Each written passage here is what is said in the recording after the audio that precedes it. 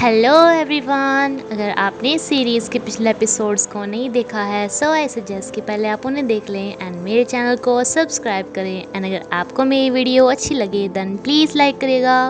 Episode की शुरुआत में आराम से बैठे बात कर रहे होते हैं जहाँ पे मैरी इससे कहती है कि क्या मैं तुम्हारी वाइफ जैसी दिख रही हूँ। ये इसे कहता है कि हाँ, देखने में थोड़ी तुम मेरी ऐसी हो लेकिन तुम दोनों अलग अलग इंडिविजुअल हो।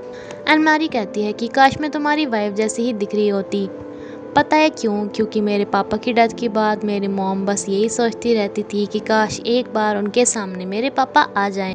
तो तुम्हें भी शायद मुझे देख के ऐसे अच्छा लगा होगा ना कि तुम्हारी वाइफ तुम्हारे सामने आ गई। मैं एक दो दिन के लिए जितने भी टाइम यहाँ पे हूँ तुम्हारी वाइफ की तरह बिहेव कर सकती हूँ, तुम्हारे साथ बातें कर सकती हूँ, तुम्हारे लिए खाना बना सकती हूँ जिससे कि तुम्हारी पुरानी यादें ताज़ा हों एंड मुझे भी अच्छा लगे कि मैंने तुम्हारे लिए कुछ किया। लेकिन तभी इसका हस्बैंड यहाँ पे आ जाता है पूछताछ के लिए कि क्या आपके पास ये ड्रेस है आपकी वाइफ के पास, हमें आपकी वाइफ को देखना है। एंड वो को तो लग रहा था कि ये लाश गर्भ है तो इसमें तो पक्का इसकी वाइफ ही होगी, इसलिए ये तो अंदर ही चला आता है एंड एक के बाद एक रूम्स को खोल के देखने लगता है। खाने की 2 प्लेट्स देख के इसे इतना भी मालूम हो जाता है कि ये किसी के साथ ही खाना खा रहा था। एंड अब ये वो रूम जिसमें कि मारी थी यानी कि बाथरूम उसे भी खोलने लगता है, लेकिन एकदम से सूजोन इसे रोक देता है कि तुम्हारा दिमाग तो ठीक है। एंड ये एकदम से शावर ऑन कर देती है जिसपे कि ये डिटेक्टिव को कहती है कि उनकी वाइफ शायद ना रही होगी। ना ये अंदर तो नहीं जा सकता था तो ये सूजोन को कहता है कि क्या तुम्हारे पास ऐसी ड्रेस है, इसे खुद तो यहाँ पे नहीं मिलती। तो सूजोन इसे दिखाता है एंड यहाँ पर ये ड्रेस मिल जाती है जिसपे इसे यकीन ही नहीं होता, क्योंकि जब इसकी कलीग को पता था कि इस ड्रेस वाले बंदे को ही ढूंढ रहे हैं तो इसने जल्दी से एक डिलीवरी बॉय को बुला के ये ड्रेस जल्दी से अपनी फ्रेंड के घर पे पहुंचवा दी थी जब ये डिनर कर रहे थे। एंड इसे बता दिया था सारी बात के बारे में कि इसका हस्बैंड इसे ढूंढ रहा है। अब इन्हें यहाँ से जाना पड़ता है जिसे इस डिटेक्टिव पे काफ़ी ज़्यादा गुस्सा आ रहा था कि फालतू में इसका इतना टाइम वेस्ट करवा दिया एंड कुछ मिला भी नहीं।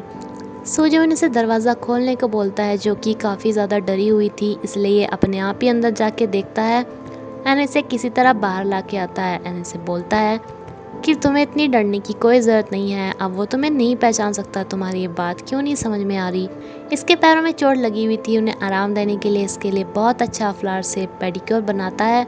इसे सब कुछ काफ़ी ज़्यादा अच्छा लग रहा था। अब इसका हस्बैंड तो बहुत ही ज़्यादा अजीब था एंड ये इसे कहती है कि जैसे कि तुम्हारी वाइफ थी तो मैं भी उसी कॉन्फिडेंस के साथ अब से रहा करूँगी। लेकिन इसके दिमाग में एक बात अब तक खटक रही थी कि जब सिर्फ 30 ही ड्रेस बनी थी जिनमें से एक ड्रेस इसके पास थी एंड बाकी 29 इसने बाकी कस्टमर्स के पास देखी थी, तो फिर उसके अलावा एक ड्रेस और कैसे हो सकती है, यानी कि उसने कोई 31 ड्रेस बनाई थी एंड बाकी जिसके पास भी और ड्रेस थी इसने सबको देख लिया था, लेकिन लास्ट वाले यानी कि सूजोन के वाइफ को नहीं, जिसे अब इसे दोबारा देखना था। सूजोन इसके फ़ोन में नंबर सेव करता है, इसे नया फ़ोन गिफ्ट करता है बिकॉज अब ये पुराने वाला यूज़ नहीं कर सकती थी एंड अपने फ़ोन में इसका नाम VVIP नेम से सेव करके इसे कहता है कि जब तुम खतरे में हो तो मुझे फ़ोन करना, क्योंकि मैं फालतू की कॉल्स रिसीव नहीं करता। लेकिन ये फिर से इनके खबर पे टपक पड़ता है एंड इसे कहता है कि मुझे एक चीज़ चेक करनी है, क्या तुम मुझे अपनी वाइफ को देखने दे सकते हो। सूजन इसे जाने से मना कर देता है कि अब बस बहुत हो गया, लेकिन ये तो मानने का नाम ही नहीं ले रहा था एंड इसे कहता है कि अगर तुमने अपनी वाइफ को नहीं दिखाया ना तो मैं मान लूँगा कि वो मेरी ही पत्नी होगी। लेकिन तभी यहाँ पे मारी सूजन को आके कहती है कि हनी सब ठीक तो है ना, कि हमारे घर गेस्ट आए हुए हैं एंड इसकी गलतफहमी को दूर कर देती है। सूजन को पता था कि इसका सामना करते हुए ये काफ़ी ज़्यादा घबरा रही है, इसलिए इसे कंफर्ट करने की कोशिश करता है एंड इसे कहता है कि तुम अंदर जाओ एंड इसे अब काफ़ी ज़्यादा अफसोस होता है कि ये अपनी वाइफ को ढूंढ नहीं पा रहा है। मैरी अपने एंड सूजन के मोमेंट्स को याद कर रही होती है एंड देन ये सुबह सुबह ही घर छोड़ के चली जाती है इसे बिना बताए, जबकि सूजन ने इसे कहा भी था कि जब जाओगी तो मुझे प्लीज़ बता के जाना कि तुम कहाँ पे रहने वाली हो। एंड ये सुबह उठ के देखता है कि मैरी इसके लिए बहुत सारा खाना बना के गई है एंड साथ में फ्रीज में भी बहुत दिनों तक का रख के गई है। मैरी ने बिल्कुल वहीं पर ही कमरा लिया था जहाँ से इसकी मॉम का सैनिटोरियम सबसे पास है। पैसे कमाने का इसके पास और कोई दुर्वा नहीं था, इसलिए डिसाइड करती है कि जिस आर्ट गैलरी से इसे इतने टाइम से ऑफर आ रहा है जहाँ पे इसकी पेंटिंग सेलेक्ट हुई थी, ये उसी के लिए पेंटिंग्स बनाने की। एंड इसका हस्बैंड अपने इस डिटेक्टिव को कहता है कि मुझे इस सूजोन की वाइफ में थोड़ी गड़बड़ी लग रही है, ये काफ़ी अजीब है, इसलिए इसके बारे में और इन्फॉर्मेशन निकालो। मैरी के पास सोजियोन का नंबर भी था। इसका मन तो होता है कि उससे बात करे, लेकिन ये उससे बात नहीं करती।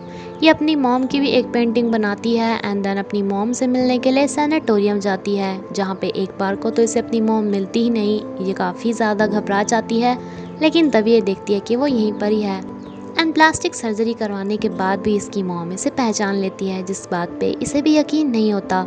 एंड वैसे नर्स को ये बताती है कि मैं मैरी की फ्रेंड हूँ। इसकी मॉम इसे कहती है कि मुझे तुम्हारे पापा से मिलने का मन हो रहा है, जबकि इसके पापा की तो बहुत साल पहले ही डेथ हो चुकी है। एंड वो को पता चलता है जब इसकी डिटेक्टिव उन 30 के 30 लोगों पे दोबारा से सर्च मारती है, तो उनमें से 2 बंदी यानी कि सुजियोन की वाइफ एंड उसकी बेस्ट फ्रेंड आपस में रिलेटेड हैं। तो शायद उन दोनों ने एक ही ड्रेस को इस्तेमाल करके इसे दिखा दिया हो, बिकॉज दोनों ने ही वो सेम ड्रेस खरीदी थी। मैरी अपनी पेंटिंग को बेचने के लिए आर्ट गैलरी में जाती है, जो कि इसे नहीं मालूम है कि वो सुजियोन की ही आर्ट गैलरी है। एंड दूसरी तरफ इन मिस को पता चलता है कि इनकी गैलरी में से एक बहुत बड़ा बिजनेसमैन बहुत सारी पेंटिंग्स खरीदना चाहता है। ये काफ़ी खुश थी इस बात से, लेकिन जब इसे पता चलता है कि ये मैरी का ही हस्बैंड है, तो ये काफ़ी ज़्यादा घबरा जाती है। सुजियोन अपनी क्लिनिक से बाहर आ ही रहा था कि मैरी को यहाँ पे देखता है, जो कि जब इसे दोबारा मिलती है तो इसे काफ़ी खुशी होती है, बिकॉज इसे बिना बताए ही चली गई थी। ये दोनों एक दूसरे के हाल चाल पूछ ही रहे थे, तभी इस आर्ट गैलरी के लिए इसका हस्बैंड आ जाता है एंड इन सब की मुलाकात एक बार फिर से हो जाती है, जो कि सुजियोन से आके कहता है कि मुझे ना तुम्हारी वाइफ से कुछ बात करनी है, लेकिन सुजियोन इसे बोल के चला जाता है कि हम लेट हो रहे हैं।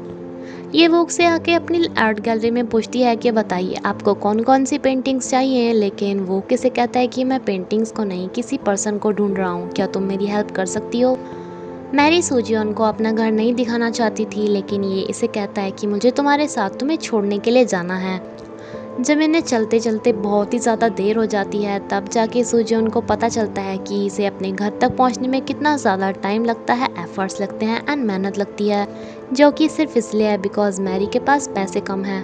एंड ये इसे अपने घर से बाहर ही रोक देती है, क्योंकि बस आगे इसे नहीं जाने देना चाहती थी।